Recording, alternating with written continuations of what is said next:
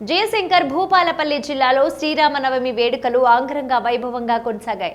భూపాలపల్లి పట్టణంలోని శ్రీ సీతారామచంద్ర స్వామి ఆలయం, హనుమాన్ టెంపుల్, శ్రీ చతుర్రూప అయ్యప్ప స్వామి ఆలయంలో శ్రీ సీతారాముల కళ్యాణం అంగరంగ వైభవంగా కొనసాగింది.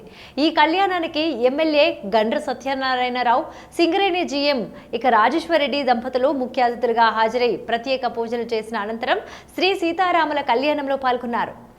ఈ సందర్భంగా మాట్లాడుతూ సీఎం రేవంత్ రెడ్డి నాయకత్వంలో నియోజకవర్గంలో ప్రతి దేవాలయానికి అభివృద్ధి పనుల కోసం నిధులు కేటాయించాలని ముఖ్యమంత్రిని కోరడం జరిగిందన్నారు.